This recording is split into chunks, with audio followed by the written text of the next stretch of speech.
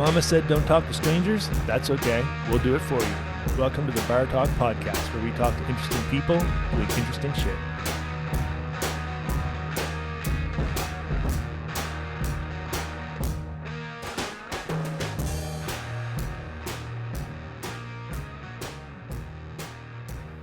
Welcome, Cheryl. Thank you, Les. Thank you for coming in. My pleasure. Yep. So this is episode number 2. Exciting. I don't think I've ever, because we know each other from the restaurant. Yes. You're a regular. You Yes. come in, you get Big Stink and Yes. nachos And nachos. regularly for Yes. years now. Yeah. And Yeah. that's where we kind of became friends. Yes. Yep. And this is probably the first time you've been in this building without nachos. So far. The day is only early, Les. There's still time to rectify that. That's right. So how do you say your last name? It's Ponee, but Ponee. my grandfather was from St. Pierre-Miquelon, so it was originally Ponee, but everyone's always said Ponee. Ponee does Yeah. sound fancy. But That's Ponee like is much more easier to make fun of, right? So growing up, kids like the Ponee name better. Ponee. Yeah. Does that sound You fancy? know, ride like the a pony, French pony. that kind of stuff. Yeah. You know, kids were kind of mean. Did anyone ever say, stay golden, pony girl? No, I never heard that one. That's No? new. Yeah. That's from The Outsiders, right? Oh. Yeah. The old Okay. novel. Anyway, Cool. I guess am I older than you? No, I don't think so. We Oh, need- you're 29, I'm 30? Yeah. Yeah, so you're younger than me. Yeah, you're younger perfect. than me, Yeah. Perfect. So, Wink, wink. so, first of all, let's say congratulations. Let's raise the big stink. Congratulations to you Sure. Thank you. on your retirement. Yes, coming Yep. up very soon. Yeah, after 26 and a half years with the Royal Canadian Mounted Police. So you started at 4 years old with I the did. RCMP. I did. I was the youngest member ever in Regina. Yeah, I was pretty just- good. I still kept my little baby blanket with me, but Yeah. they You let me just do kind that. of like disarm the bad guys with your cuteness. Oh, yeah, totally. Batted those brown eyes, got whatever I wanted. Like undercover baby. Kind of thing. Pretty much, yeah. So, okay, well, I'm not going to believe that you were actually 4 years old when they give you a gun. No. They try not to do that in Canada too much. So how did you get into it? How did you get into that I've gig? always wanted to be an RCMP. My parents remember me Really? being 5, 6 years old saying, I'm going to be a cop. I'm going to be a cop. And they're like, no, school teacher, nurse, things where you So- don't carry weapons. The little blonde girl in the yard playing cops and robbers. Oh, yes. I was always the cop, for Always sure. a cop. Yeah. And, it took me 4 years to get in. Back then, it was tougher to get in. Mm-hmm. And then I finally got in, and off I went. I finished in the top 5 of my troop. There was 4 other Wow. guys and myself. Wow, G.I. Yeah. Jane. G.I. Jane, pretty much. That's awesome. Yeah, I just wanted to come back east, so I Yeah. really, really worked hard in training. So you grew up In Cape Breton. Cape Breton, not far from St. Pierre-Miquelon. No, just a boat ride across where all Yeah. the rum runners came. Yeah, that's right. That's Mm-hmm. cool. That's fascinating stuff. That's a part of our history we don't hear much about. I know, it's true. I need to go visit it at some point. Yeah, I hear that they used to bring booze over from France Yes. in the crates, and then Yes. they would dismantle them and stuff them in bags and stuff like that. And then they use the crates to shingle houses, and you can still see houses on St. Pierre-Miquelon Wow. that are shingled in these old booze houses from I like never knew liquor that. from France and stuff like That's that. pretty cool. Yeah, there's a lot of history there. I think it'd be a really Okay. cool thing. Yeah, at some point I will. Yeah, yeah. And I guess the RCMP were very involved in that whole I'm sure they were. thing. Yeah, some interesting stories. There's some CBC stuff. Back in the late 70s, they interviewed people, some of the rum runners and some of the officers and stuff like that. There's some really cool interviews you can find online from the late 70s because they interviewed some of these guys before they died.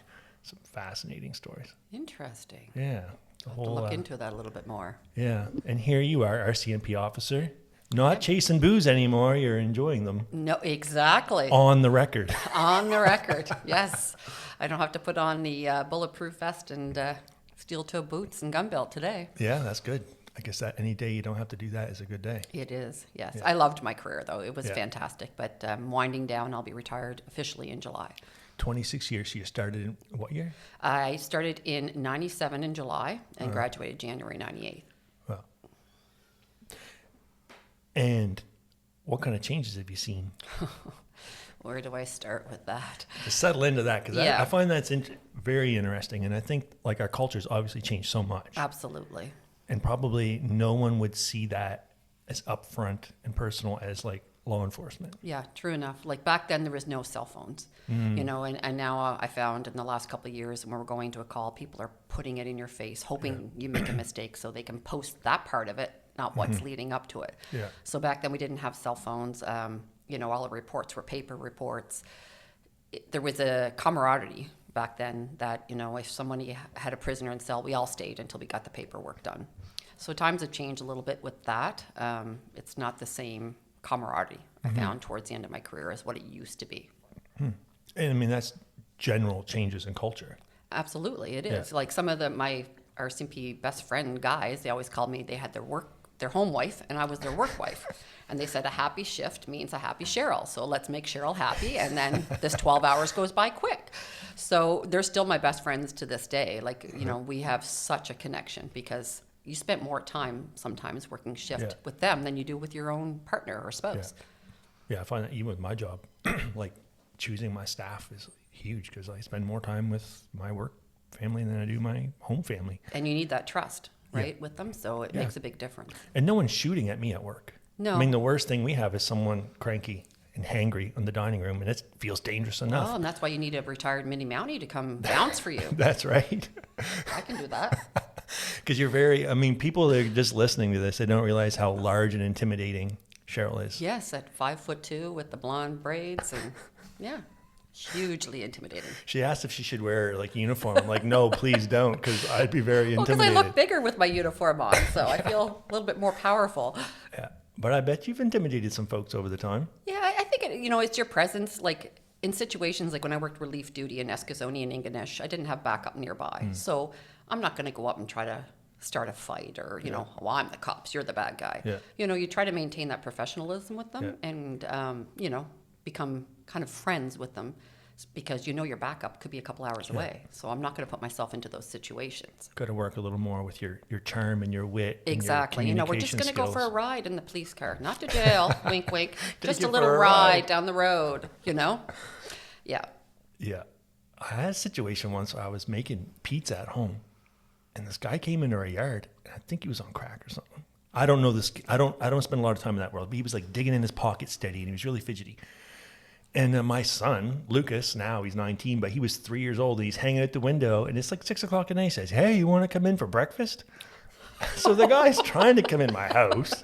He's not understanding. He's trying to get me to take him to town, but he's pointing in the wrong direction. And I said, "You know what, bud? I'm going to get you a ride." Perfect. And I had made stuffed crust pizza for the family. And I'm like, this guy seems hungry. I got to occupy him something. Call him for a ride, wink, wink. But I called the RCMP for a ride. Right. And I take Buffalo him a slice, cab, we called it. I Buffalo take him cab. a slice of pizza, thinking I'm doing this guy a favor. He takes one bite of it, throws it in the ditch. My stuffed crust pizza in the ditch. Pros Must eating have it. been really good. Oh, it was good, but I don't think he was hungry. And then his ride is coming down with lights on the roof. I'm like, "Bud, here comes your ride."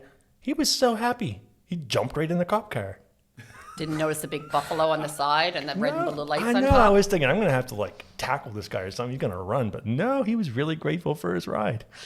Yeah, and that's sometimes like when we're in isolated posts, like when I was in Ingonish and like that, for me to drive somebody to cells, I'd have to go to Bedeck or somewhere. So it was like, you know what, I'm going to take you home. We'll deal with the paperwork in the morning. Yeah. But again, those times have changed. We didn't have to worry about the level of violence and people being armed that we do now. It was much different back then. People had a lot of respect for the police, and I find that's changing now. And what is that? What is that on the bigger scale of what's happening to our world? I think, nobody hates a bad cop more than a good cop. So people, there's bad cops, yes. There's bad teachers, bad nurses, bad doctors. It doesn't mean we're all like that. But those are the people that make social media, and it gives us a bad name, unfortunately. And they think that we're all up to the same type of thing, and when it's not. You called 911 for me for a reason. Do you want my help? Because I'm here to help you. Don't stick a cell phone in my face trying to record something so you can put it on TikTok tomorrow. Yeah. I remember being kid and having the RCMP come to the school and beavers and stuff like that, and get to see the cop car and all that kind of stuff. And we were taught pretty early that they were our friends and the people that help you. Yes. Yeah. Yeah, and I found in high school, not that I ever drank underage, No. maybe. Well, no. Yeah, I did.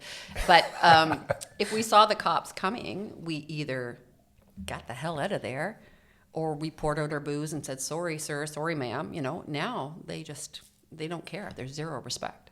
Well, there doesn't seem to be a lot of consequences to things. Well, and that's the other thing. They give a fine. They don't pay it. No big and there's deal. no sense of shame anymore. No. None. There really isn't. No. It's a whole different society now. So that's why everyone said you'll know when you know it's time. It's time. But again, I love my career. I look back at some of the days, and we had, I went to Germany on a red surge duty over there, and I had some amazing experiences. But it's time to. And after the mass shootings in 2020, I realized then, this is a reality check. It's time to pull the plug while you still have your health and your mental stability. Yeah. That's something I've been thinking about. Oh, I wore my peace t-shirt today. Oh, perfect. Good. That's something I think a lot about. Makes me much calmer now. Yeah, well, But I think a lot about peace and the people that dedicate their lives to like creating peace and enforcing peace and keeping peace. And the sad thing is those are the people that end up a lot of times sacrificing their peace. Absolutely. And that's a really, really sad thing. It is. I was diagnosed with PTSD in 2014. It's manageable now, but it's taken a lot of years of medications and therapies. And I went away for treatment, and I'm not ashamed to say it anymore, for 9 weeks to BC, full intense, because I thought if I'm retiring, I want to be healthy. I don't want to be secluded and isolated. And it was a life-changing experience for me. And now there's no shame in admitting that. But back when I started, you didn't talk about PTSD, especially as a female. Yeah. You go to a call and somebody just hung themselves and kids are there and it's horrible. But then you go to your next call and you just suck it up. Nobody called you afterwards. Nobody sat down with you. So now at least the younger members are having that check-in after they go to these calls. Like, I know we're the police, we're trained to do this stuff, but there's no training in the world sometimes to see what we've seen. Stuff that we've seen is not something that any human should have seen. I can't imagine. Because like a normal person, sorry to use that term, but like an average lifetime of a person, you're going to maybe see an accident or you're going to see something tragic. Like, I don't know what percentage of people find someone dead, probably a very small percentage, but you guys get called on the worst, someone's worst day. Right. They call you. Yeah, they're not calling and saying, hey, Constable Ponee, you want to have a coffee? Like, how's your day? They're calling like, my kid doesn't want to go to school. My husband's a jerk, or, my son ran away. They're calling for us to come help them. They're not calling to say, hey, how's your day, officer? Yeah. I used to find that we go to Tim Hortons, like of course, I know that's kind of strange. Most people, cops, do go to Tim Hortons, but I don't remember the last time I had a donut, so let's clarify that. But after shift, we'd had a long night. We'd go there just to depress and talk, and people would come in and be like, oh, this is our taxpayer dollars. You're just having, you're here having a coffee. I'm like, I just attended 2 suicides and a motor vehicle collision where there was a fatality. What did you do tonight? So they don't realize what we're there really doing. Yeah. And that's how we talk about it. That was our debriefings back then. Now it's different. But we'd just go to Tim Hortons and that's how we would do it at 4 a.m. Yeah. We're not wasting taxpayers' dollars. We didn't have a lunch hour. We didn't have our 2 15-minute breaks. I'm actually on 2 hours of overtime now. People don't realize that. I can't relate to that level, but something else, but maybe a lot of people don't realize I was a pastor for 10 years. So I was like in emergency rooms, and I was at domestic violence things and dealing with people's addictions. And, sometimes you've been up all night because there was some kind of issue. Absolutely, yeah. In the community, and you're out dealing with that all night, and then you sleep in, and you get to a meeting late, and people are looking at you like, slacker. It's like, I can't tell you the horrific shit I dealt with all night. Right, and that's the thing. You can't divulge it because it's personal, but it's hard for people to wrap that around their head that you're not just a slacker. You were dealing with people's problems all night long. Yeah, and listening to people's stories about abuse and all kinds of shit like that, that weighs on you. Oh, does it ever? Yeah. There's times I go home. I used to go home after shift, and I'm just like, I don't want to talk to anyone. My phone would ring, my laptop would be going, and I'm like, I just don't want to see or talk to anyone. Yeah. It's overwhelming. It is, yeah. It drains your head for sure. And our nervous systems respond to that. Right. Like the anxiety response. Yeah. Yeah. And that's something that probably in the 90s when you started, there wasn't a lot of talk about that. No, absolutely. Nobody, I think when Swiss Air happened in September 98, I had 8-9 months service that time, and all of a sudden it was like, go down to the hangar, we're going to bring in bodies. Oh, wait, no, it's just parts, and I couldn't wait to get in the thick of things because, first of all, I'm a small female, so I want to prove myself. Second of all, I'm just getting off my recruit field training, not knowing the consequences down the road that would play on my mind. and nobody talked about it. You just did it, and then you went to your next call, you know. Thinking you're a superhero. Absolutely. Trying to prove myself. Yeah. And then, at no point did I say, okay, when do you stop proving yourself? You just keep doing that and keep doing that. Yeah. We don't know our limit No. until we've passed it. Right. And then it's a little bit too late then. Yeah. You take on everything. And that's with PTSD too. You take on, I learned that when I went to treatment, that you take on so much. Like I teach fitness classes. So I'm taking extra classes and organizing fitness trips and rescuing dogs and taking overtime and doing everything. So I didn't deal with what was going on in my head. And I learned that in treatment, that you can't do everything for everyone. You need to start taking a break and deal with what's going on in your head. And that can be a really hard thing when there's so much need left in the community, because you haven't fixed all the problems. No. You haven't fixed all Never. the problems. No. And you went into that to serve. Yep. And you're struggling. And you're not realizing you're redlining until it's too late. Too late. And then you've got this problem of looking after yourself, but also trying to fulfill this duty that you've set out to do. Absolutely. And that's got to be a tough balance. Yeah. And it's even tough now thinking about not helping people. I still get text messages regularly from people like, what do I do in this situation? And, I still am a police officer, but it's hard to say, okay, you know what? You have to call the detachment. I need my time now. I've committed 26 and a half years, so now it's time for me. It's just hard to separate that, though. Like, your identity is a police officer. So what am I now? And that's where it's hard to overcome. Like, I'm more than a police officer. I'm a human being. Yeah. But I have to wrap my head around that I have more to offer than just policing. So what have you done? What did you tell us? How did you manage that? So like, Well, like I said, I was a fitness instructor, so that was fantastic for me. It's the best medication for anxiety. I'd have a bad day at work. My 4 participants in my class probably didn't like it, but because you're taking out all the stress and anxiety. Burpees were coming out of my mouth, and push-ups, and 5 more? No, 10 more. Like, but then afterwards, I just felt, whew, okay, I feel much better. Yeah. So a lot of times that's what I resulted to. That and walking my dogs was the best therapy. I mean, you can go to see a psychologist and take medication and all that stuff, but there's other things you need to kind of focus on to get your brain out of that headspace. Yeah. There's a certain amount of energy that needs to be expelled. Absolutely. Yeah. I've learned that. Yeah. Pushing the limits of our body. Giving the mind a break. Yep. Yeah, because I can just focus on sweating and pushing myself versus, okay, what's the hamster doing in my brain right now? Yeah. He's running around thinking, Yeah. You're too focused on the legs aching and hurting and fighting.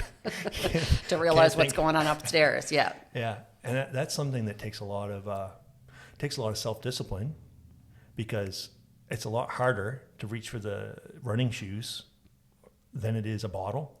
Absolutely. Or a substance. And I can't deny that I haven't done that too. A lot of members, that's how we debriefed. We go downstairs and, have a beer or go out somewhere afterwards. But then that beer would turn into 2 beer and 4 beer and 6 beer. And you're like, okay, alcohol can't solve the problem. No. So there's got to be other methods that we put our anxiety towards. And that's when I started, rescuing dogs and teaching fitness. That kept me, versus going to a bottle of wine, Like, and we are in a military town here, so it's like a lot of the stuff that you've experienced is like really relatable to a lot of the military guys. Oh, absolutely. I've been here in business it'll be 5 years in October, so I've gotten to know a lot of people that struggle with similar stuff. Oh, yes. Like when I was in treatment, there was guys that were combat arms and JTF2, and hearing their stories, I was like, wow, mine seems like a walk in the park compared to what you dealt with. But we all came together. It's like, okay, yeah, I may be a little screwed up, but so are you. So that's great. Let's work together on this. Yeah. I get that probably would be a little more easy to wrestle with and accept when there's a little more around you. You know what I mean? Absolutely. Because your partner is military. Yes, he is. Yeah. So you would understand all that, and you'd have that common understanding of things. Yeah. Yeah. Yeah, it makes a difference. Like in the treatment, we'd just go in the lounge in the morning, make coffee, and then somebody was having a bad day, and they'd be crying, and we'd all talk, and that was the best therapy in the world, because it was like, how do you go home? Some people, their spouses weren't involved in first responding, so how do you go home and explain to your wife why you don't want to see her anymore, or you don't want to be a dad to your kids. So that helped a lot. Wow. Comparing stories, I guess, war stories. And there's like a bit of a therapy of talking about it and sharing it. Absolutely. Yeah, but not everybody's willing to do that. No, and I found there it was good because we've all been through something, you know, maybe not the exact same things, but similar outcomes with it. And, you know, at first I was nervous, but then I'd see these, you know, JTF2 guys telling their story and crying. What's I'm like, JTF2 for well, that's, us regular people? they're like, it's military guys that go overseas and they're like secret squirrels and they do a lot of Secret squirrels? Yeah, nobody knows what they're doing or where they're at. Okay. You know, and hearing their stories, like, you know, I'm sitting there going, okay, we can do this together. Like all of us together can push through it. I know a lot of ambulance drivers that have been in similar situations. I can't even imagine, you know, the stuff that they've seen because sometimes they're there before us on a call. Yeah. It's tough. I think the worst part of my career, like all the blood and guts I can handle, but the next of kin notifications was the worst. Knocking on someone's door at 3 a.m. and they're like, "Oh, Officer Ponee, your son is deceased in a car accident." You know, like those ones were hard to go home at the end of the day and try to stand there and be professional, but I'm still human. Yeah. You know, knocking on someone's door Christmas morning and telling them their son was found deceased in the city. I had to do that a couple of years ago. It was horrible. I want to tell you, like, I think you've done a good job of holding on to humanity for what you've gone through. Like, I think we all know some, you know, people that have suffered for that kind of stuff. And I think, and RCMP officers, sorry, but they have a reputation of being a little bit standoffish Absolutely. and cold, and usually not active on social media, often don't want to talk about what they do. Right. Like we've had some guys in our comedy nights here where the comedians were like, "What do you do for a living?" And I know the guy's an RCMP officer. They won't say They're it. not going to say that. They're not going to say that. No. Because they don't want everybody to know that. But it's something that you're not ashamed of. No, and I want people to know, like, there's more than me than that. Like, you know, they see me rescuing the dogs and teaching fitness. And, you know, when Heidi was killed in the mass shootings, my friend, the RCMP officer, organized a trip for 2 years and had 70 cops come. And there was a lot of civilians there. And they said it was so neat to see the police officers bring their heart and not their badge. And I'll never forget that quote because she saw the real. She's like, "You're a cop and he's a cop." And they didn't see that side of it because we were there for a memorial purpose. Because it's hard to be vulnerable. Absolutely. And I can see whenever the society thinks you're the bad guy. And you're going to try to put up walls and protect yourself. Yep. But I also think that the more that happens, the less human you can come across to the community. Exactly. And more of a bad guy you can be perceived as. You know what I mean? Totally is It's the got to be a case. tough balance. It is, and you know, I worked in the schools for a lot, so I became, you know, a lot of bonds with the kids and their families, and sometimes I got, you know, my knuckles wrapped, like, "You're too close in that situation." I said, "Maybe that's what you think," but these parents reach out to me, and these kids are like, one girl graduated from high school, and I dealt with her a lot, and she was suicidal, and she wrote me this beautiful letter when she graduated that she wouldn't be here to this day if it wasn't for me. So I'm going to police how I want to police. And you police how you want to police. So I think it's good to have a little bit of heart involved in the matter. we're normal. Like, you know, you can't put that face on when you're going to a call and you're notifying families that their son just died. Like, yes, I've had to walk to my police car and take a moment to myself and then come back and be there for them, but that's human. And I think people appreciate that. Yeah. Oh, I think they do. And I'm still a girl, somewhat. So I still have a little bit of emotion left. Yeah, no, that's good that you have got to retirement and you've maintained that part of you. Yeah, and I think that's why, you know, I do post on social media and do that stuff because people need to see that we are humans. We have bad days and good days like everybody else. And a heart. And a heart, yes, And for a sure. heart. Yeah, no, that's refreshing. It's good. Yes, I know, and that's why I want to keep that going, even when I'm retired. Yeah. That's why I have a passion to do what I, you know, with the rescuing of the animals and doing all that stuff. People say, "Why don't you just take a break?" I said, "This is not work for me. I love what I do. Yeah. You know, So saving animals and teaching fitness down the Caribbean. Yeah. Why, So why wouldn't I?" tell people what you do. And how did you come across this and decide that that's where you're going to put your Well, energy? 20 years ago when I was working, I went to a resort on vacation, and I ended up, because I'm a fitness instructor and have my degree in phys ed and recreation, and I went to a resort and just said, hey, I can teach these classes if you want, and it opened up doors. I ended up working for Sandals for years and Blue Diamond, and now I work for a company out of Ontario where I travel to all these resorts in the Caribbean. I teach an hour or two a day, and people always say, you're on vacation, why do you want to teach? And I'm like, it's not work to me. Teaching an hour of aqua, and at least I can burn off the wine I'm going to drink tonight. So there's got to be a happy medium there. And then when I was down in like Cuba and Bahamas, I started realizing all the animals and the rescuing that needed to be done. So I started getting heavily involved in that. And I head back to Bahamas soon and rescue another 5 puppies. So that'll make 17 from Bahamas and 19 from Cuba. So you must work with an organization. No, I don't. You just kidnap these dogs? Yeah, I do. I walk right up to somebody and say, I want your dog. It's going to Canada. It wants to live in the snow. No, I have friends that are down there in these places, and there is organizations, but I kind of separated myself from them because I don't believe in charging heavily for rescues, and some organizations charge, and there's probably a reason why they charge, but they're charging $800 to $1,000, and I won't do that. I do fundraising to cover my flights, and then I go down there and bring these dogs back, and they're all like, there's so many rescues in Nova Scotia. Half of Cuba and Bahamas is here right now. Yeah. So. You've been tracking them back. I know. Yeah. And my poor fiance now, he's like, are they picking them up at the airport? I'm like, sure.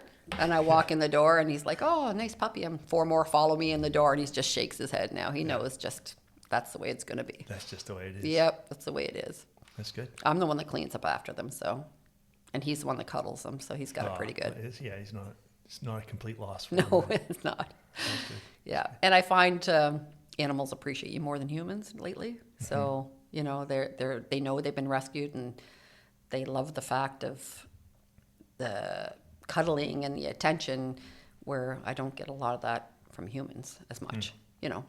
Maybe people don't say it, it's a negative, and that's the problem. People keep on reminding me there's so many good people that appreciate what you do, but it's the keyboard warriors that go on social media. Oh, the RCMP does nothing, the police does nothing, that female officer Middleton does nothing. And I'm like, you want to check my file load and the hours I've worked this week? I'm not doing nothing. But they don't see that. So animals, they appreciate it a little bit more. So, Yeah. Well, they know they're. You're a dog person too. Oh yeah, I love my dog. I know, it's the best therapy in the world. Dogs are better people than people. Oh yeah, absolutely. I have to agree with that. There's a lot less bullshit. Yeah, they love you unconditionally. Yeah, you look after them, they look after you. Yep. That's the arrangement. Exactly. That's been the arrangement since the beginning of time. Yeah, and they get me out of the house. Like the days when I was having a bad day, they're looking at me, and I'm like, okay, we're gonna go for a walk, and I feel so much better afterwards. So, I highly recommend people that are lonely or depressed or anxiety to get a dog, because you're forced to do those things, which you will enjoy, but it gets you out of the house. Of course, one of the biggest things that I'm curious to talk to you about is the mass shooting that happened. And the public only knows so much. That's right. And the public, I think, we see these things on TV, and it's a story. We see a lot of things on TV.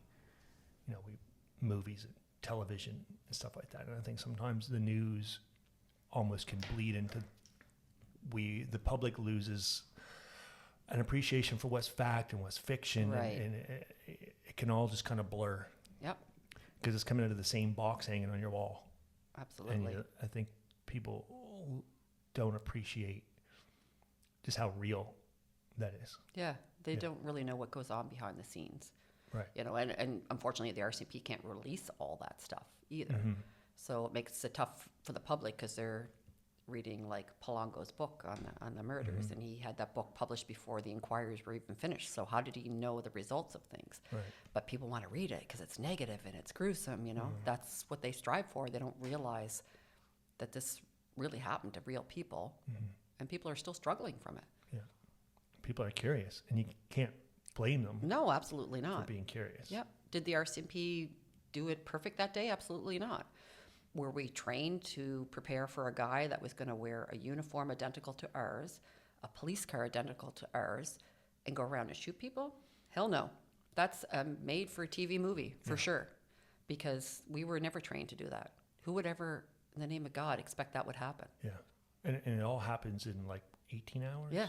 Yep. So how do you make a plan on the fly? No. And you imagine the poor dispatch people getting a call saying there's a cop going around shooting people. They'd be confused. Okay, first of all, it's after hours, so there's no members on technically after that time. And how is a cop shooting people? It would just been chaos for that night, especially for the dispatchers. I can't even imagine what they went through. And I can't imagine, like, putting myself in the shoes of the law enforcement. Do you just put out into the public that there's someone dressed as a cop shooting people? Right. Because then as you're going around trying to investigate and you're walking up to someone's doorstep, are they going to shoot you? 100%. So that's got to be a tough call. And you imagine in rural communities where they all have shotguns and rifles, right? Yeah. So, okay, there's a car that's going around. They're not going to look at, says it 15 Bravo 2 or 52 Bravo 2 or whatever. They're not going to look at the car. Yeah. They're just going to start firing shots. Yeah. So, pros and cons of what happened that night, but it's just not something we had ever planned for. And now our training will change for that, and pray to God it never happens again. Like now that I'm retiring, I have to return all my uniforms in. Back in the day, you just kept them or burned them or whatever. Yeah. But now they want them in. I'm not sure who's going to wear my little mini mounted uniform unless it's a kid for Halloween running around, but they want us to return them now, and I get that because this is how easily it could have happened. I've seen video clips of it, and I wouldn't think twice that he wasn't an RCMP officer. So you imagine he's coming behind these victims, turning his lights on, and they're pulling over, thinking, oh, was I on my phone or did I go through the stop sign? And he's going up shooting them. It's horrific. Beyond horrific. And I think it demonstrates a lack of trust in our institutions, right? Like that's an exploiting our trust. Right. The reason why our world here in Canada works so well and has worked so well for so long is that there's trust in our institutions. Right. There's been a certain level of trust in our government, in our banks, in our law enforcement. I mean, I was in Mexico recently and I was told, do not give them shit. No, because the nothing. Cops there are very corrupt. But that's All not corrupt. something we hear much about here. Like No, the we worst don't. case I've ever heard of, a friend of mine got pulled over with a bag of weed before weed was legal. Yeah. The cop took his weed. The cop probably smoked his weed. Who knows? But the guy was there's Christmas happy. parties, He didn't people get need to do any stuff. fines. He didn't get in any trouble. Right. He just lost his weed. Right. And for me, growing up in Canada, all my life, 46 years old, that's like the worst story I've ever heard. Exactly. I Except totally get for- that. Yeah.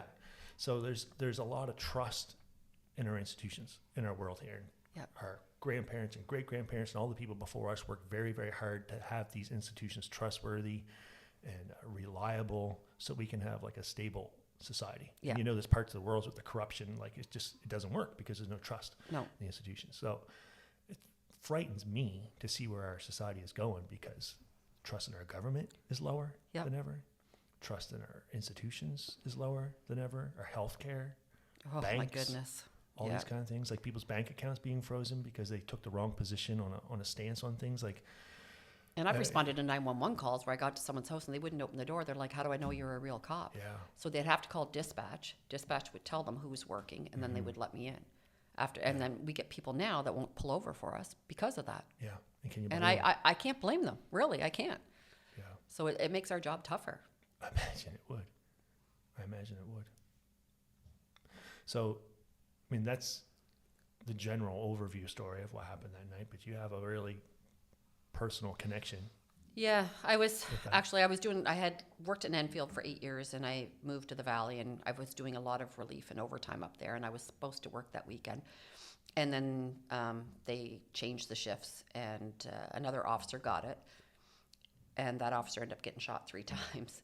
So I won't forget to this day when I was at my cottage and my friend who's a regional police officer sergeant called me and said, are you working? And I'm like, no, my shift got changed. I'm not working. And then she's like, there's a guy, he just killed 7 people. And I'm like, what are you talking about? And as I'm on the phone with her, she's reading the police reports that come in from regional police. And she's like, member, from Enfield shot. And I'm like, oh my God. And she goes, Stevenson, do you know the last name Stevenson? And I fell to the floor screaming. And my fiance came running up and I just couldn't get control of myself because I knew who it would be. It would be Heidi because Heidi and I started our shifts together in Cole Harbour at that time 22, 23 years ago. We coached teams together. We worked back in Enfield together. And female members have a camaraderie that's even harder to explain. We kind of stick together. And hearing that, I'm like, there's no way she's due to retire, like in another couple of years. Like this can't be happening, because she just went back to the road too. She was working in headquarters. And then someone had the great idea to send me a video that someone saw where they dragged her body behind the earth truck. And I still have that image in my mind to this day of seeing the yellow stripe on the pants and the radio hanging down by her side. And knowing she has a great husband, 2 kids, a mother and father that love her, in-laws that love her. Yeah, it was just hard to wrap my head around. And so she was supposed to come to Cuba with me that spring, and that ended up being canceled. And we reorganized a trip the following year, and renamed it the Constable Hottie Stevenson Memorial Trip. And so her husband, her kids, and her parents and in-laws all came, and I ended up having 71 people there. And a lot of officers from across the country, and a lot of non-officers that didn't even know Hottie but wanted to go to celebrate this. And to see that night, we had a red night where we're going to take a picture on the beach with the tank tops I designed with her reg number and the day she died. And when we're just standing there watching the sea of red come to the beach, everyone just started to cry and hug each other, realizing that's how quick life can end. She's due to retire. She should be retiring with me, and she's not here to see her son who graduates this year. And, her family's left with a hole that they'll never replace. She was the only child. So after that, I started thinking, okay, I worked many Sunday day shifts in Enfield. Never thought I wouldn't come home. So that's how easy it can happen. And I can actually talk about it now without getting all teary-eyed, just because I know she was a hero. I know that had she not fired all her shots that end up injuring him in the head, that the guys wouldn't have identified him at the Irving. And that's how they caught him, because more deaths would have happened for sure. She's a hero, 100%. Just unfortunate that at the end of her career, that's what happens.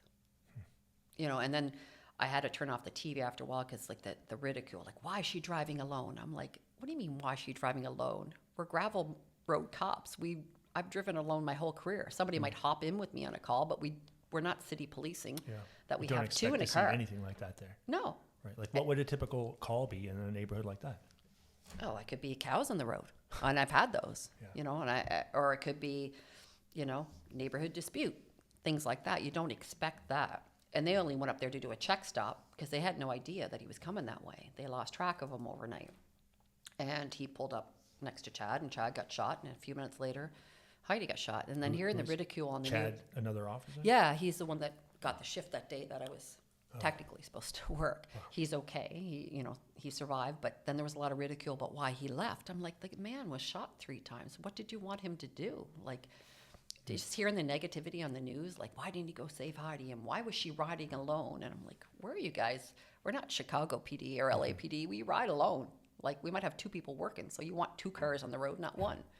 So I had to turn off the media for a while after that, because I was getting very, very angry about what was being published. And, and there was an inside investigation. I didn't know exactly what was going on as well. And I was getting frustrated that RCMP wasn't divulging it, but now I understand why they weren't releasing a lot. It's an investigation. They don't want to deter it in any way. Yeah. But it still to this day, it seems surreal. Like, I can't believe it happened. Yeah.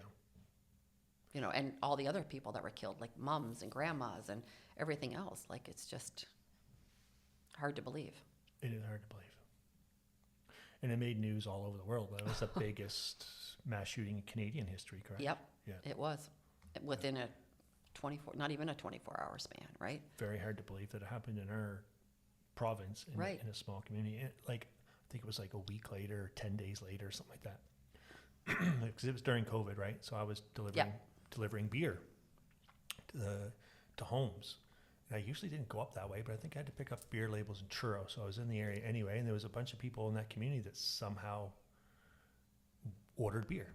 So here I am going in the same neighborhood, walking up to these homes, putting cases of beer on the doorstep, getting e-transfers, not really making contact with people. Right. And I realized, I put the beer on the wrong doorstep, and I'm going back, and I'm scared, right? Because this neighborhood has been traumatized, and you see the flowers still on the side of the road where these scenes happen. And it was such a, I mean, I'm glad I had that experience because it makes it very real. Very real then. Very real. Yeah. But it was a very sobering, serious, scary kind of thing. It was. And we couldn't have her funeral due to COVID for almost 2 years after the fact. You know, I was a pallbearer at her funeral, but, you know, everyone came out. Just to see all the red surge from members from everywhere come out, I'm sure it was probably pretty healing for her family as well. But still tough, like the family couldn't get closure, you know, with COVID, and most people have a funeral right after, and they had a private family one, but for the regimental one, due to COVID, it took so many years. So they couldn't get closure. I don't know if they'll ever get closure, but, you know, to lose someone that went to serve and protect. And then when I hear people saying, well, you know, she signed up to do that. We didn't sign up to say, let's go out and get killed by some maniac running around in a police uniform. We signed up to serve and protect. She didn't deserve it. Nobody that, out of the 22 people, no one deserved to die that day. It's still, I'm sure there'll be a made-for-TV movie if the Americans jump on it at some point, I'm sure. Yeah. It'd be interesting to see what's released of it, though. And what spin will be. Yep. And we learned, like after the Moncton shootings, we learned we didn't have carbines then. We now have carbines. What's a carbine? The big semi-automatic, but Heidi wasn't carbine trained, and I'm not carbine trained. So people were also slamming her, why didn't she have it? Not all of us were. It's just rolling out now. So we didn't have it. And at the end of the day, they don't even know if that would have saved her because he was in such close proximity to her with a semi-automatic. She probably wouldn't have had time to get it all out and you know, go. She did the best she can with what she had. And she injured him, and that was enough to identify him and stop him when he got to the Irving Big Stop. That was a big, I remember the situation in Moncton where that guy was hiding for days in the woods and had like a long range rifle. Yes. And the cops had just handguns. And they just couldn't.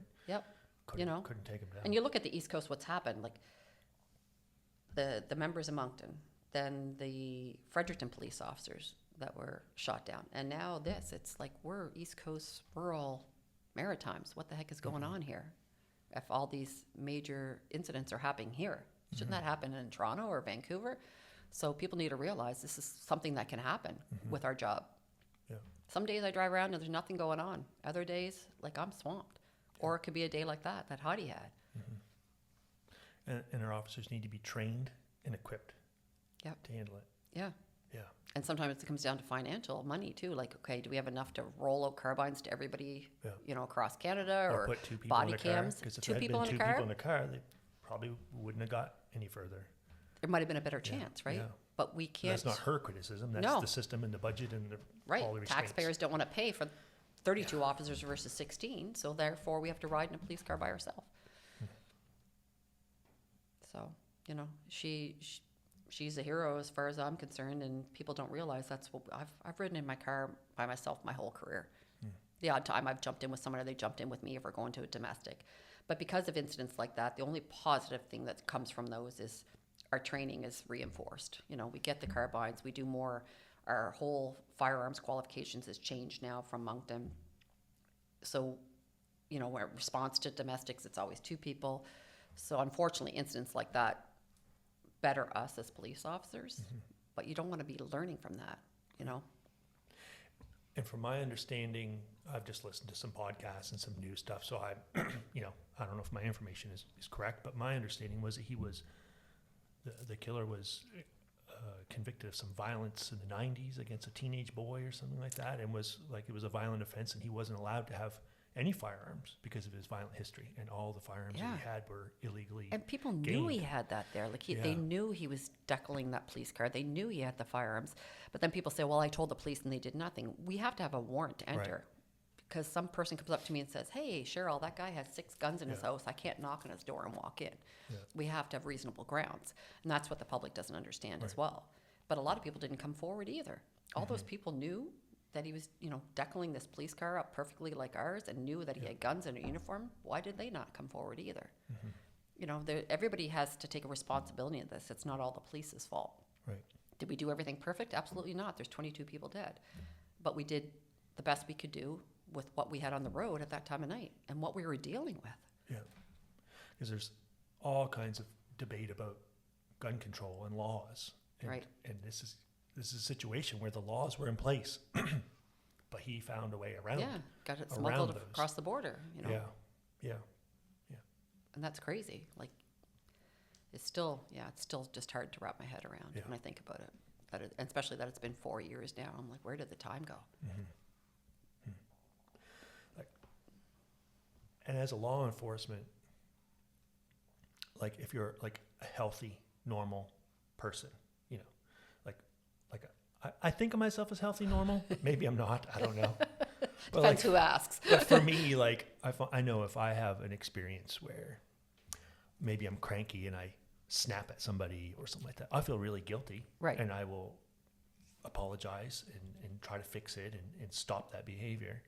And I guess if you're in law enforcement and you are a healthy, normal kind of person, you would kind of expect the same behavior out of people you deal with. Right. Right.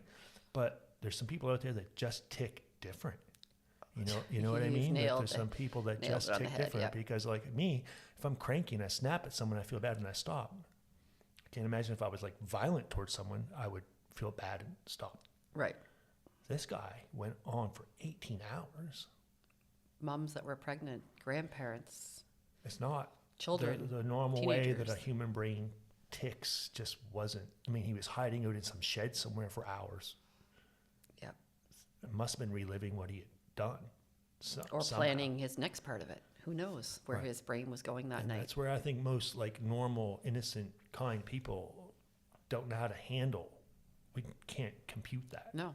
And when it happened, when I heard Portapic, I'm like, where's Portapic? Like, I didn't even know where it was. Like, that's how rural it is in Nova Scotia. And then, you know, when it started describing going through DeBert and then through Enfield, I'm like, wow, like this is really happening here in Nova Scotia. And just, yeah, it's never been the same for me after that. Like, you know, I still love my job, but I knew it was time to wind down. Because who's to say that couldn't happen to me? Yeah. I mean, that must be must be hard to find people that want to enter this field. And that's the thing we're dealing with now, Les. It's. Yeah. I went out 2 Septembers ago. We had to go. Not had to go. I was honored to go. Hottie's name was going on the wall for members that were killed in the line of duty, and I went out to Regina for that, and I was looking around. I'm like, God, it's not busy here. What's going on? And someone said, one of the instructors said, we're at 35% capacity. I said, my goodness, when I tried to get in, it took me 4 years. We were max, troops going every week. Yeah. And he said, we can't get people. And the people we get, we can't keep them in. Because really, who wants to deal with this type of career right now? Yeah. I remember being surprised about that. I know during COVID, like I was having a really hard time finding restaurant staff. You're right. I thought it was just cooks and dishwashers that weren't showing up for work. But, you know, with Air Force and RCMP, I remember some of the regulars like, yeah, people just don't show up for their shift. I'm like, as a police officer, people aren't showing up for their shifts? Yep. Like, I was shocked. Well, and that's why, like the last few years, I worked so much overtime. Insane at my service that I would do that. But they would call me and say, like, okay, 2 people didn't show up. You know, I'm like, if you can't find anyone else, Cheryl, we've called everyone else. No one else will come in. And then the guilt to me is like, I have to go to work because if something happened to that member when I was home, then I would have that guilt in me. Yeah. So I would go, but that brain set is not in everybody. Not everybody's wired that way. And financially, I mean, the money was great, but I didn't need it. But I did it because I still had that wired in me to, be a partner to someone, be out there on the road. And you're probably already physically and mentally and emotionally strained. Done. At the limit. Done. And you got to go in again when you are expecting a Sunday off. Right. Yeah. Exactly. And it's just going to be harder and harder because we can't get people now to commit to the RCMP. And the military is the same way. Healthcare, my goodness. Yeah. I mean, healthcare is ridiculous right now. So it's not just us, it's everywhere. And I wonder what that is. Is it just because people don't want a level of responsibility? Maybe. There seems to be a lack of responsibility. Yeah. I mean, because our salaries increased, and that's why we got the raised kind of, why would you want to be a cop making 80 grand, you know, because you can be somewhere safe and make that same amount. You know, we've got a good raise now. It's still not increasing the amount of recruits that we want. So I'm not sure. I think it probably is, like you said, the responsibility. Yeah. I see our society moving in a way where people are avoiding responsibility. There's some people that are leaning into responsibility, and there's a lot of people that are not taking responsibility. And I think you can kind of categorize most people in one of those two camps. And I think you're right, because I've said that, I've been working and, they're off at 4 and they leave. And I'm like, what are you doing? Like, we've got 2 in cells. Like, oh yeah, but I'm off at 4. I'm like, you're not a banker. You don't work 8 to 4. Like, you need to stay here. Like, I've stayed 6, 8, 10 hours after my shift if we've had things going on. But the mentality's changed. Oh, I'm only here 8 to 4 and I'm out the door. Yeah. Not everybody's like that. I've worked with many junior members that are solid cops, but a lot of the mentality is that now. And I do worry, like we saw with COVID, how fragile everything is. Supply chains, right, our institutions, all that, very fragile. It scares me to think about some major crisis happening, whether it could be some kind of a terrorist attack or a natural disaster or whatever. And knowing that our law enforcement and our military are already strained, already struggling with mental health issues, underpaid, underappreciated, if something goes wrong, and with our ambulance workers, our law enforcement, all that, if something really goes wrong, and we're picking up the phone, all of us at once, looking for help. Because even now it's bad. Like, we've gone to calls and we're waiting for EHS to arrive, and no fault of their own, but they're like, yeah, they're coming from Yarmouth. I'm like, I'm putting this person in the back of my car. I'm driving to Kempville, which we're technically not supposed to do, but I can't wait for the 2 hours for them to get here. Yeah. And they're swamped. Like, I saw a picture on Facebook the other day. It showed 5 ambulances parked outside the Kempville Hospital, all full of patients, and the average wait inside was 5 hours. Like, that just can't be. No, and that's just a normal day. That's just a Tuesday. That's not even, like you said, a natural crisis. What would happen? That's just an average day. Just an average day. That's why we think, like, the volunteer fire departments around here are absolutely amazing. And I want to shout out to them. Like, they've come to calls with us and they've stayed for hours. They're helping direct traffic. They're helping us with the scene because there's only 2 of us there. And these guys are volunteers and they got to work at 6 in the morning. And here it is 3 and 4 in the morning. They're still out with us. Like, our volunteer fire departments here are just the bomb in the valley. I want to say shout out to them because they help us a lot. That's the backbone of a lot of small communities. Yep. Yeah, I know when I was young man, my pastor's daughter accidentally hung herself on a bunk bed ladder. And one of the first responders from the neighborhood got there and was able to revive her. Oh, wow. Yeah. Miracle. And this young lady's in college now and grown up and doing great, but she was unresponsive. Yeah, and it was just some fireman that had his CPR and we have to got rely there on quick around here and saved that little girl's life. Yep. Yeah, good people. Yeah, and the paramedics are just they're run short and they run ragged too. Like, I have friends that are paramedics and it's so bad now. Yeah, I wouldn't want that job. No, thank you. No, like, they don't stop all night, and trying to go code, and they're only allowed to go so fast that a call that's 2 hours away. And maybe that person could have survived had they been there, but they don't. Like, it's just tough. I don't know. It's just getting worse around here. This is sounding negative, Cheryl. I know. Let's talk about something positive. The beer's good. Yeah, let's drown our sorrows and cheers to the beers. And some beer. I love my big stink. I appreciate it. That's the beer name, by the way. That is the big stinker right there. Yeah. But, like, how do we turn this around? Because I don't think it's just a problem with it's not a problem with Air Force. It's not just a problem with RCMP. It's I think it's a cultural problem. Yeah. So instead of being the type of folks that sit around and just complain about it, you've lived it, you've seen it in the trenches, the dark side that most people don't see. How do we turn it around? I don't know. I think we need to see more positivity for sure. Like, I like when someone posts on Facebook, that the RCMP officer is at the playground and hangs out with the kids, something positive, that stuff, because they can still see that there is a good aspect to us. But unfortunately, the negative overrules that. I can't even turn on social media when, the cops won't do anything, the cops won't do this. And I'm like, there's no evidence. What do you want us to do? Like, it's not like CSI where everything's solved in an hour. It doesn't work that way. And people don't realize that. They think, oh, well, here's a rock. Can you take a fingerprint from it? Yeah, no, that doesn't work that way. And we get that, because of these TV shows that show everything is solved within an hour. Well, our major crime is 45 minutes away. Our dog canine handler might be 2 hours away, right? It doesn't work that way in rural communities. like positivity, definitely a big part of that. And gratitude, I think, is a big thing that we lack sometimes. And like our grandparents and great grandparents, they came out of real struggle. Yes, right? absolutely. Real struggle. They came out of pandemics and depressions and war and that kind of stuff, and they were grateful for what they had. Right. And now I feel like we have pity parties, Entitlement. and we're entitled, and we don't always appreciate what we have. And a lot of us haven't traveled and seen other parts of the world. Like one of the great things around here is we got 3 foreign workers in our kitchen here. Yeah.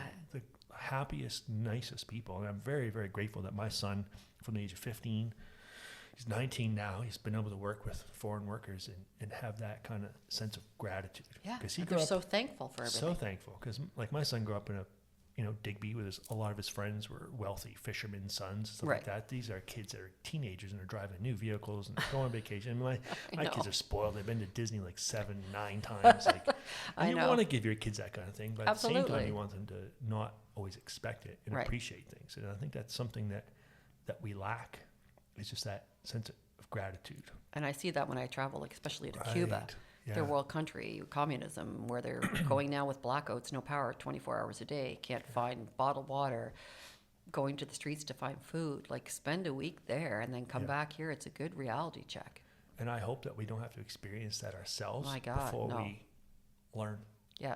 You know, that's what I worry about. It's like those hard times produce hard people. Right. And those hard people create easy times, and those easy times create soft people. Right. The soft people create hard times again. And this seems to be that cycle that societies go through. And I really, really hope, because I got 3 kids of my own, grandchild now. I know. Like a 6-week-old grandchild. Yes, I'm old enough to be grandpa, Papa less. But it scares me about where our society is going, and how do we turn that around? I know. You know, because they're growing up in it. They're growing up in it, yeah. And it is.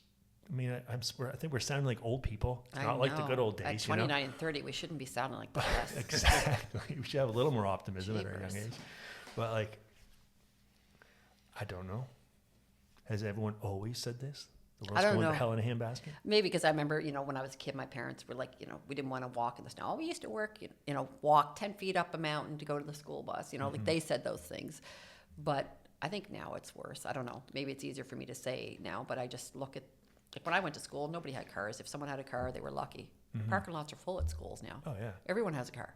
And anyone who doesn't, they feel pity for themselves. Right, because they have to get the school bus. Imagine. So times have definitely changed. Yeah. Heard a quote today, like, anyone who has had success has conquered self-pity. That's a nice quote. Anyone who's had success has conquered self-pity. Because I think if you're feeling sorry for yourself, you're not going to be that successful. Yeah. That's one thing I did, and I just push more and drive more. And people keep saying, when are you going to slow down? I said, I love what I do. So leave me alone, And I'm sure a lot of that was genuine love for what you do at first. Yeah. And then after a while, it probably becomes a bit of a coping mechanism too. Yeah, absolutely. Yeah. And then that just accelerates burnout. Yep, just take another shift. Oh, what's another shift? It's only 21 days, 30 days I've worked straight. Yeah. Oh, well, no big deal. Easier and then sitting with your thoughts and memories and feelings and all that stuff. I'd rather go deal with your problems than deal with my problems. Tell me what your problem is, Les. I'd rather do that than listen to my head. That's why we do it. Yeah. And that leads to burnout for sure. And that happens with mothers. Oh, absolutely. Single teachers, moms at home. It happens with pastors. It happens with RCMP. It can happen. Oh, I know. I worked in the schools for a long time and seen what the teachers have to deal with nowadays. Yeah. It's crazy. And I hear the same kind of stuff from them, burning out, stress leave. Yep.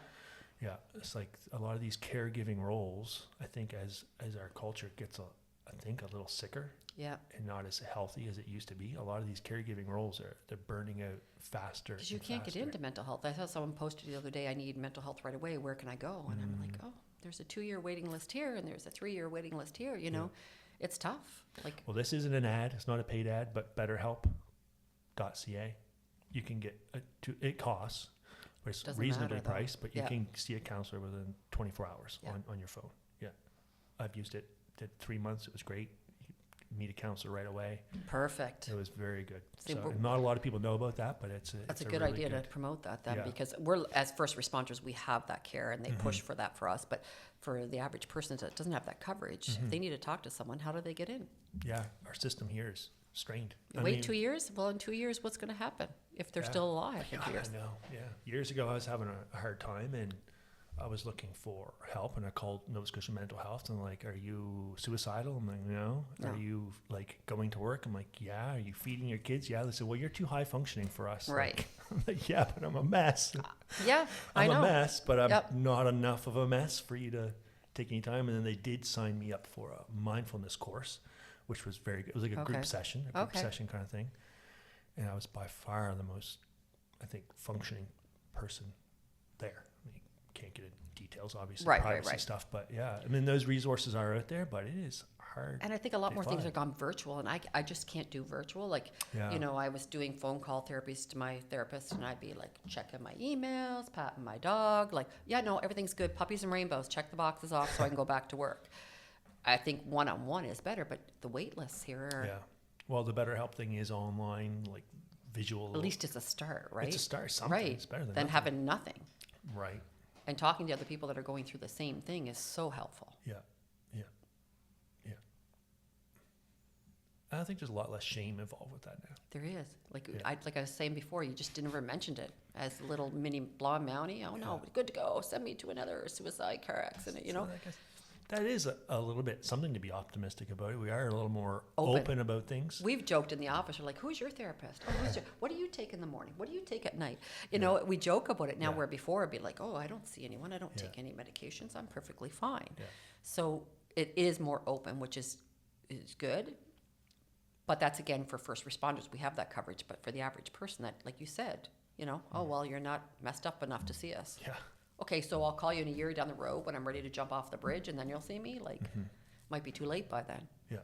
Yeah. And there's so many things that contribute to these things, like the economics. Yep. You must have seen in 27 years? in Yep. service? Almost You 27. must have seen a lot of ups and downs that chart the same charts as our health of our economy, Absolutely. right? Yep. Because when times are tough, people get tough. Yes. They And, do you know, things to survive. why do you think there's so much theft of gas and Yeah. break and enters now? Look at the cost of gas. Yeah. And families that need to drive their kids to school and do stuff, you know, it's just, I don't know how they do it on minimum incomes. Yeah. Because I believe that most people are good and want to be good. And they can be good under the right circumstances. Like, I travel a little bit in the States. I was to Naples, Florida last summer. Yeah. The richest zip code in America. Yep. Everyone is so nice there. No They're wonder. holding the door for you. Everything's good. You don't feel unsafe because they're all wealthy. They don't need shit from you. No, they don't. Then I've been in Detroit, and it's terrifying Right. because these folks are desperate. They're still humans. They have the same brains, the same everything, but they've been through trauma. They're poor. They're desperate. Right. They're trying to see what they can get. You know, like, I think humans, when their needs are met, are generally pretty good people. Right. Yeah. But you see, like, and people post online, they can't get health care, they can't get this, they can't Yeah. get that. You know, they don't Can't need get it. groceries, can't get gas, can't Groceries. get home heating. Or their kids have learning disabilities and there's no educational assistance, not enough in the schools Yeah. nowadays. So, And that's when the worst starts to come out in people. yep, absolutely. Yeah. If you can't get groceries for your kids, You know, the stress and anxiety. I mean, it could come out in domestic violence or child abuse, or it could come out in a crime or drug yeah. use or anything. and again, that goes back to our courts being overloaded. And, you know, I'm being subpoenaed to stuff that happened 4 years ago. See, And I'm you're like, done, okay, but I don't you're even still not remember done. with my PTSD, like where my car keys are, or like what my name is on most days. So how do I remember what happened, you know, and that incident 4 years ago? And it comes to the point where people then, oh, you know what? I just don't want to testify. Just make it go away. So we're not getting any further ahead, putting these so-called bad guys in jail because it takes so long in our court system. And people just don't want to deal with it then. And I don't blame them. The kids are older, you know, they don't want to put them in front of the stand, in front of the criminal. So it's, I don't know where the light is at the end of the tunnel, to be honest with you. It's scary. Very scary. Thank God for Big Stink. It brings out puppies and rainbows for me, so. Thank you for Big Stink. And relationships. And relationships. Yeah. Relationships. Yeah. Yep. Yeah. And there's nothing better than a beer. Nothing better in than a conversation. Beer. No. And that's what I do like about the Valley.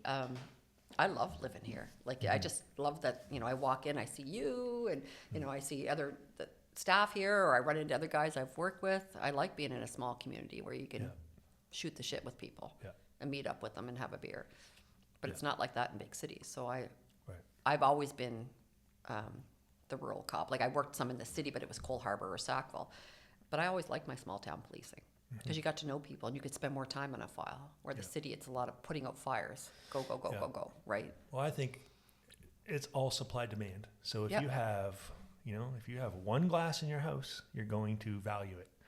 If you have cases and cases and cases of glasses, they become less valuable. Right. Same with people. In a small community, when we're relying on your neighbors, there's a higher value there. But if you're in a city like Bangkok or something like that, and everyone's just in each other's way, and there's just so many people, I can see how your value, your perceived value of human life and people probably goes down. And I don't think we really were meant to live in big cities like that. I know, because we've evolved for hundreds of thousands of years, and smaller hunter-gathering groups usually max out about 150 people. Right.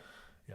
That's an excellent point. That is so true. Yeah. And then when you start getting to cities, it seems like we become a little less. I mean, no offense to city people, but no, not at all. Seems like there seems to be a little, and not everyone's going to do that, but I like it. 2 streetlights here, but I've got the Valley mentality now. I'm like, oh my God, I got to go all the way to Greenwood. I have to go to Sobeys, like have to pack a lunch, because I've got that mentality in the Valley now. Like going to New Minas, I'm packing my camping gear for the day because it's like 25 minutes. In the city, I used to drive 45 minutes to teach a fitness class, but here you just get used to that mentality, and I love it. Yeah. Like, I love being in a small town.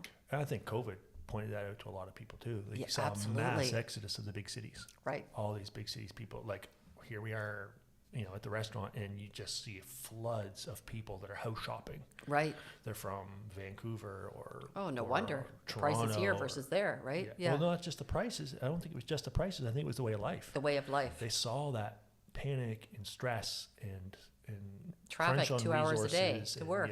Where here it's 2 streetlights, you're there. Yeah. So I can see why people want to move here. Yeah. Don't blame them at all. And with technology and stuff now, like most people are working Starlink from home and stuff like that, you can get internet and good highway transportation. Like you can travel and communicate and stuff like that. Absolutely. Don't blame them at all. No. Because I know I wouldn't want to live somewhere else. I love visiting cities, but I have a waterfall like 5 minutes from my home. Right. I have 6 acres. I can go to the backyard, have a cold plunge or a cold shower, and see the sunrise. And I'm usually not up that early because I'm in the bar business. But to me, sunrise is about, I don't know, like 10 a.m. maybe. But but I wouldn't trade that for the world. No, absolutely because there's something not. Soothing about that for like your nervous system. Take a walk by the brook and just drink up that. There's some science behind it. You'd have to watch the Andrew Huberman podcast to understand all that stuff, but I'm way too dumb to re-explain it. But I think a lot of us understand that you just feel different in nature. Absolutely. Yeah. Walking on moss and stones and by a brook feels so different. I walk my dogs every morning. I love it that I'm 5 minutes away. I go off Marshall Road and there's trails, old farming trails, old graveyards right down to the river. Yeah. It's in the city. I'd have to drive somewhere, and then there's like 100 other people with their dogs. Yeah. Here, I don't have to worry about that. Pass 20,000 people just to get there. My dogs can be assholes too, so it's nice when I go when there's nobody around, so I can say, okay, go ahead, chase that squirrel that's not there actually. But there seems to be I hear many more people talking about these kinds of things like fitness, nutrition, yoga, meditating, spending time in the forest, all those kinds of things. So at the same time, I guess this is where we can turn it positive, because at one point it seems like things are worse than ever. But at the same time, I find more and more people taking responsibility for these things and investing in themselves and disciplining themselves. Yeah, like yoga is huge now. Yeah. Like at my resorts, like some of my resorts, there's 40, 50 people in class because first of all, they're on vacation and now they have time, but they want that 1 hour for their mental health. Like it's so big now. Yeah. It's really like, and fitness is huge now for people's mental health. So that is something promising. It is promising. Yeah. I know my life changed a lot, just taking the time and the responsibility to to invest in that. Yeah. And you're able to cope when things change a little bit better, you know, Yeah. if you have that fitness or that yoga. Yeah. Like, I'm having a bad day, the dogs are up and we're gone, or I'm teaching a fitness class. I feel so much better. Yeah. I mean, may not work for everybody, but it does work for me. And if you find something you like, it's not like working out. Right. Like if I had to run every day, I hate running. Yeah. But if I had to teach a fitness class, it's Yeah, different. there's a payoff, right? Right. You know that you're going to feel better after. It might suck to start, but you're going to feel better after. It's an investment, and there's a return on that investment. Mm-hmm. And when you recognize that, you're much more likely to go back to that. Yeah. And you Yeah. find out something you like, then you want to do it every day. Yeah. It's not about, oh God, I got to go for a walk or I got to work out. Yeah. If you like it, it's like, oh, it's time to work out, time to do it. So, Mm-hmm. Yeah, just that discipline. yes, you need a little Discipline. bit of the discipline too, but it pays off. Discipline is huge. Well, like you and your crazy cold baths every morning. I'm addicted now. I know you are. I see I the really- posts on Facebook and I scroll right quick. 'Cause not You a get a little chance in shiver when you hell see I'm not doing that. No. I didn't think I would either, but it has really helped. Like just calm my nervous system. And I've heard that less, to be honest with you, from everybody that does it. Like, I Yeah. know it's a positive They're thing. annoying about it. We almost talk as much as vegans. You do. Yeah, you all believe in the cold baths. And then someday maybe I'll venture into one, but Yeah. I want EHS standing by. So, I got the cold shower outside now. It's almost as good. oh, God. Now I have a complete cold shower outdoors on my back step. Oh, that sounds awesome. Paradise. Hell the- fucking no. Shampoo and the soap right there on the propane tank next to my next to my outdoor shower, scrubbing up. Okay. And like at first it sucked. It was horrible, but you build a tolerance. Yeah, and that's the thing. I just have Yeah. to do it because I know I've seen friends' videos and people are holding them down because they're Yeah. trying to get out of it. Oh, yeah. But they've all eaten the Kool-Aid or drank the Kool-Aid with the cold baths. They all love doing it now. So at some point I will try it. But Yeah, there's something great about just embracing the suck of it, just embracing, and then you feel so proud Discipline. of yourself. Discipline, yeah. again, Just take it, get on the other side of it, and then you can have that like sense of pride and that you did it. that you did it, yeah. I'll And prefer then my everything, hot tub in the nothing. meantime. When but your body thinks it's going to die first thing in the morning, nothing else can stress you out after that. That's true. It That's is true. I never thought of it that way, but yeah. Yeah, I'm sure the people that were rescued from the Titanic sinking were not mad that there was no hot espresso on the boat that saved them. They're That's like, true. they're like just happy to Need be to out be of that there. water. Yep. Very good point. Just happy to be out of that water, and that's kind of how you feel. But it's gratitude, right? Yeah. Yeah. I guess I think we're being killed by our comfort. And Yes. that's where our sense of entitlement comes from. Yeah. And the people that struggled, like our foreign workers or, people Right. that have been through trauma and stuff like that, they just have a different perspective on things. And that's when it's a reality. When I go down to Cuba to teach and help with the animals, I come back and I'm like, wow, Cheryl, shut up that you had to work an overtime shift and you made really good money. These people are working for $10, $12 a month under the communist government and they have nothing. So it's a good reality check. So when I see people on resort complain there's no ketchup, I'm like, these people have not had power or food for days. Like, and you're worried about no ketchup? Third world problems, first world problems, you know? Yeah. So I think everyone needs to do it to experience it and to appreciate what you have, Yeah. right? Or just camp. Camping. Like basic camping. Yeah. Or Back to something. the old day, not the glamping. Yeah. You know, the Yeah. camping. Yeah. Yeah. Expose.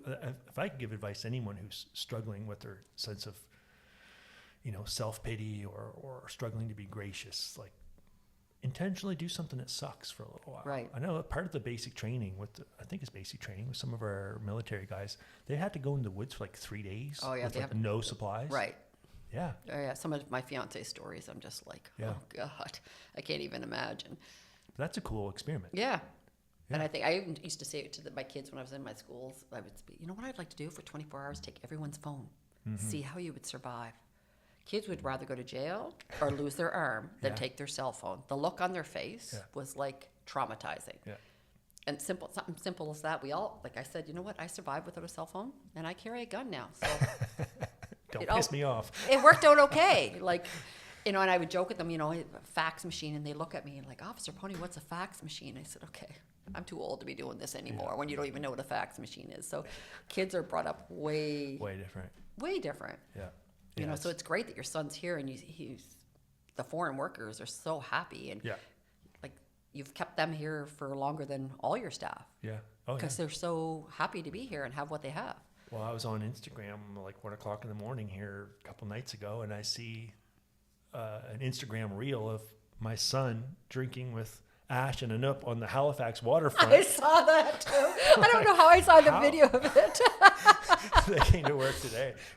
And they were doing the cold plunge too. Yeah, Yeah. a few weeks ago. I saw that too. Where they were just drinking on the waterfront, and down comes this electric scooter going down the Halifax waterfront with this bean pole on it, and they're like, "Oh, Lucas!" So they all sat out. Yeah, but I think it's great. Yeah, it's really, really good. Yeah, the sense of gratitude is everything. Yeah, and I think we need that a little bit more. Yeah. And it's good to be reminded that the safety and peace and prosperity that we have isn't guaranteed. No. It's not guaranteed. Mm-mm. You look at what's going on. I can't watch CNN and a lot of those news stories because I just can't deal with it. And countries collapse. Economies collapse. Mm-hmm. Things happen. Shit happens. I know. Yeah. So we're not guaranteed to have it all the time. Definitely forever. not.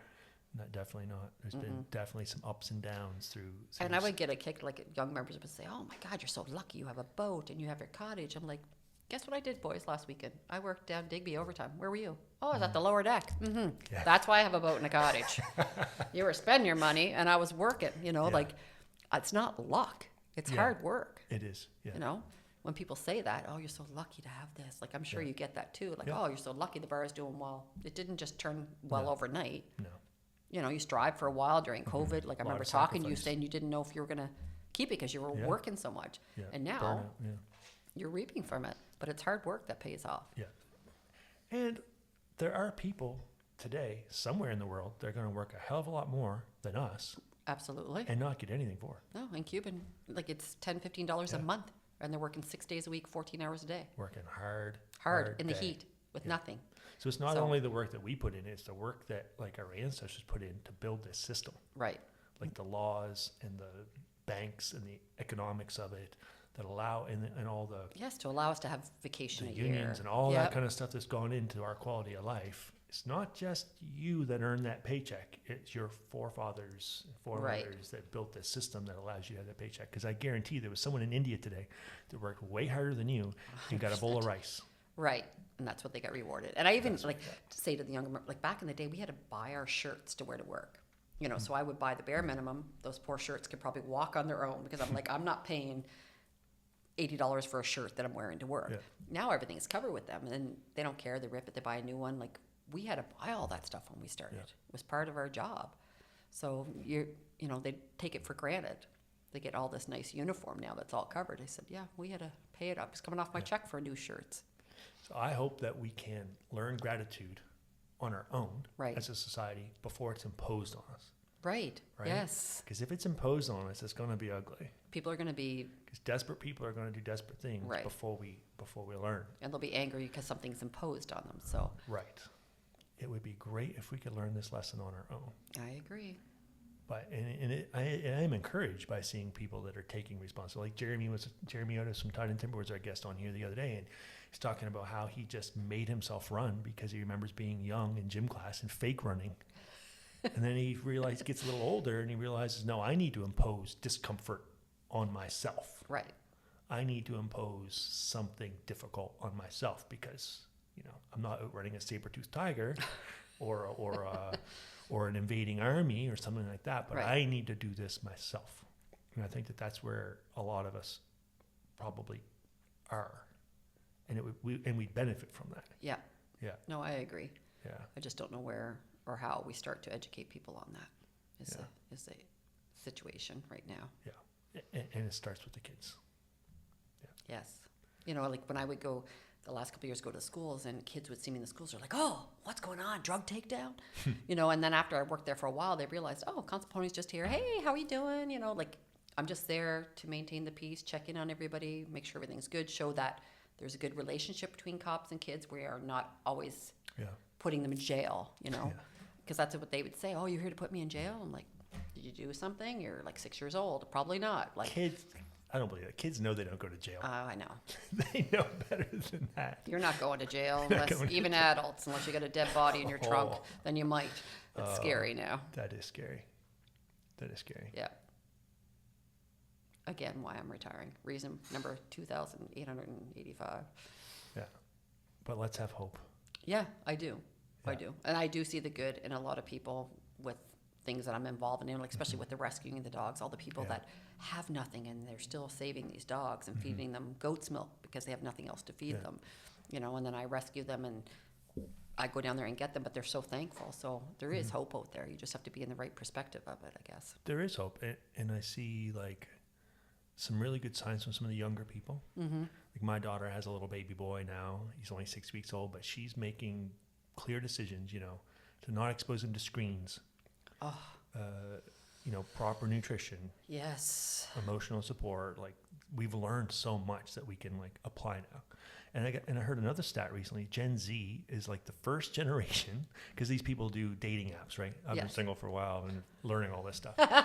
So one of the big things, there's this researcher, he said for the very first time ever, like our generations, Cheryl, since we're only 29, but you know, our generations were the people that we would base a second date on appearance and looks and external stuff. Right. So they keep stats on all this stuff. Gen Z is the first time ever that they will base a second date on, was I able to feel like myself on the first date? Okay. That's the number one reason. That's unheard of. Yeah. You know what I mean? That is very Can I be interesting.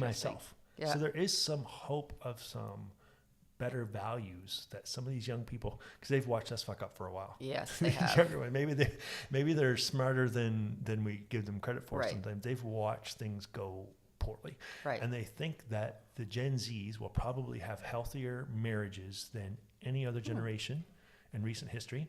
Probably few of them will choose to get married, but the marriages will be healthier and happier and last longer than previous generations. So yeah, because I maybe see there are some in the positive school, things. again, going back to the schools, I see the kids and, you know, everybody's parents are divorced. Like my parents have been together forever, you know, and when I went to school, it was very unheard of for parents to get divorced, but it's just so easy now.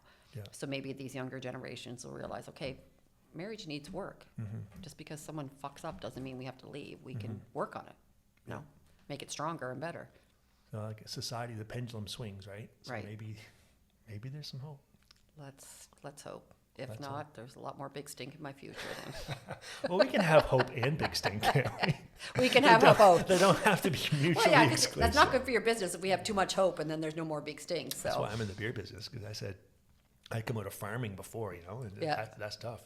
But I'm like, beer industry, if you're celebrating, you have a beer. Right. If you're mourning, You have a beer. If you get fired, you go have a Have a beer. If beer. you get a promotion, you have a beer. You're so a right. new relationship, first date, let's have a beer. Beer, You yeah. break up, let's have Have a a- beer. I think yeah. beer applies to a lot of I situations. think you are 100% right on I that. think it could. I think it's. I'm glad to hear you gonna say that stick because I used to around think for it a was an while. excuse for me. Like, oh, I had a good day. Let's have a beer. No, it's okay to do that.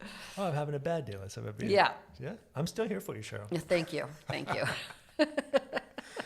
Oh man. So I guess that's maybe we should stop here. Sure. We found some hope.